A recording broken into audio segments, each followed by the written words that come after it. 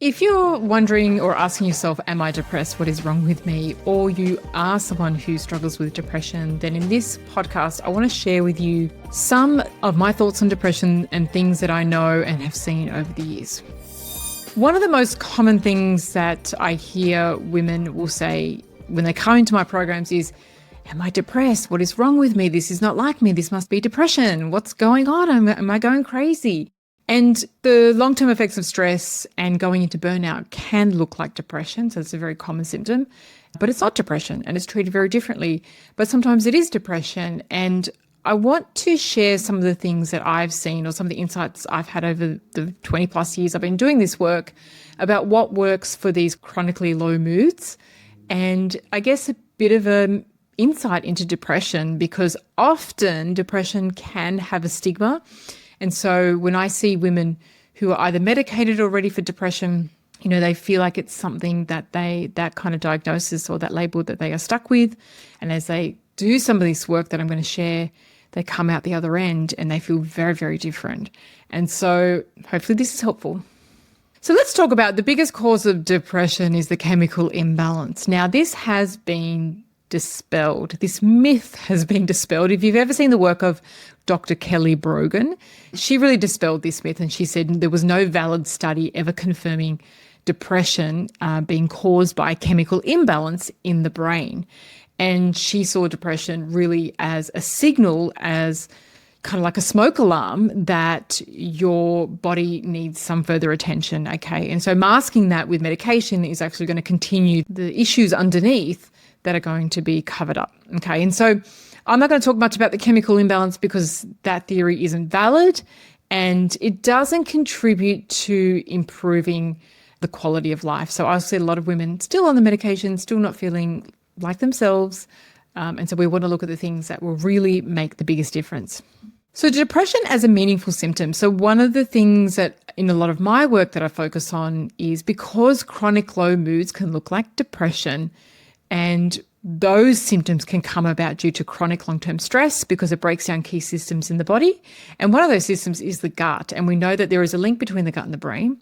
And when the gut is on fire, as they say, the brain is on fire. And so there's a lot of inflammation that comes from the gut that inflames the brain, creating symptoms of low mood and depression and anxiety as well. And so the work of nutritional psychology, if you've ever heard of that term, is really looking at how food can improve your mood.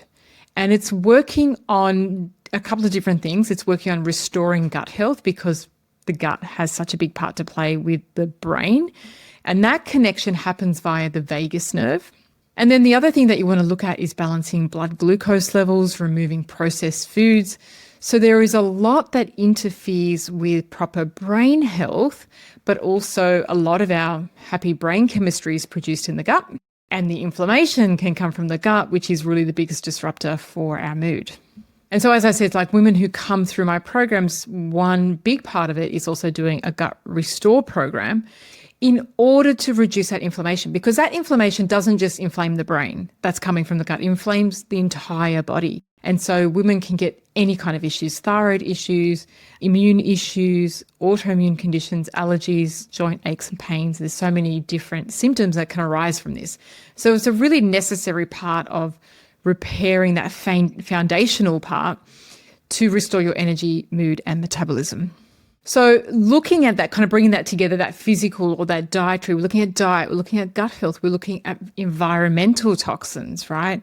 We're looking at stress and hormonal imbalances. All of those can contribute to chronically low moods and throw us off balance.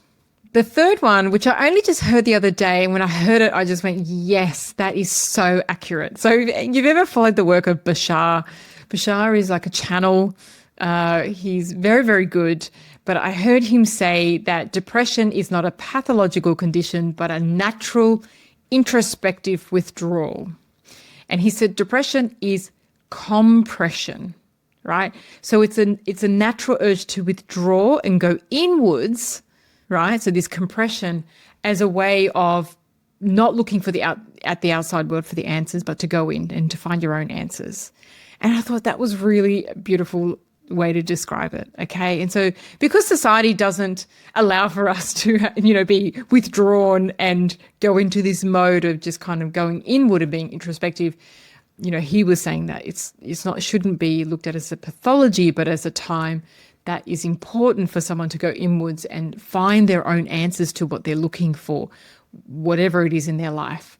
And I thought that was a really beautiful way to look at it, because it doesn't have that negative connotation, and it then can be nurtured rather than something to move away from. Okay, it can be nurtured in order to find the answers that you need and to have that healing and then to come out the other side. The fourth one is understanding low moods. This, I feel like people don't actually really understand. So when we're in a low mood, we don't feel good, our life doesn't feel good, we probably don't like our relationship, maybe we don't like our business or our job, feels like our life sucks. When we're in a low mood, everything looks bad. We don't look at things in the same way as when we're in a good mood or a high mood. And so low moods don't feel good. And often when things don't feel good, we want to try and fix it. And so low moods or chronic low moods can look like depression. Now, what we have to understand is that low moods are a cycle. It's very normal to experience low moods without anything happening in your life, okay? Because it's like the seasons, right? We have the seasons and they change, and that's a very normal part of life on planet Earth. And to not have a season would be weird, would probably be very disruptive to life and food and life on the planet, right? So low moods is a natural part of our cycle. It's like the seasons. We have good high moods and we have low moods and high. And so we're kind of going up and down. We're riding the waves. But when we're in a low mood and we don't understand low moods as being a very normal part of human existence, we can think, well, this is my life. My life just sucks. Like, I'm just so over it. Like this problem and that problem, I've got to fix it, or I can't fix it. I'm going to stay like this. And so sometimes we don't understand that we're in a low mood. It looks like it's coming from our life. And then we can kind of keep ourselves stuck there for a long time, when really we should be able to bounce back up quite naturally. And so we can innocently keep ourselves stuck in a low mood because we're resisting it. Like same with a symptom. If you've got a symptom, I want to get rid of it, what can I take for it? What supplement? What do I need to change? What do I need to do? If we become so hyper-focused on it, we create resistance to it, and it's more likely to stay, okay, because we're so focused. And the same thing with a low mood. The more we fight against it, the more actually we push ourselves into a lower mood, and it feels even worse, and it feels like we can't get out of that hole. But again, low moods are part of a season, they're part of the cycle, and they're very, very normal, and we're designed to elevate and come back up to a high mood.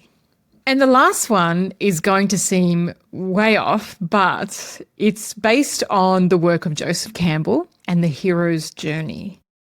I learnt about this years ago because Joseph Campbell talked about the hero's journey. Like there's a point in your life where you're going to get what he said is called to an adventure. And it's a call to break away from your life. Your spirit is pulling you in another direction. And quite often what we do is we ignore that call because I don't want to uproot our life and disrupt things. And, it's not the best, but it's okay. I'm going to make it work, right? And then there is this nudging from the spirit constantly. And Joseph Campbell said, if we keep resisting that call, then eventually that energy, that spirit that's trying to push you forward, that energy becomes stifled. And it leads to anxiety and depression because we are meant to be making a change and we're not making those changes. We're meant to be, following our path and we're not following our path.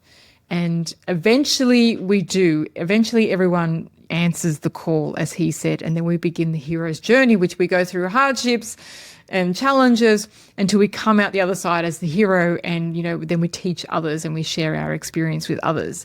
And I thought that was a really beautiful way, and it made sense to me because I could see people in my work that, they were stuck in their life and and their energy was stuck and they were so burnt out, they were so tired and so unhappy, but really they were being called to make changes that were really scary for them. And then through our work together, when they made those changes, I saw people recover from their burnout or adrenal fatigue from 1 week to the next, okay? And that is because their energy was released, right? It had been stifled and then it was released. And I think that, if this is you and you may listen to this and think, there's something in that for me. And if that is what you're getting, then you need to look into that a little bit deeper, because that's already a message.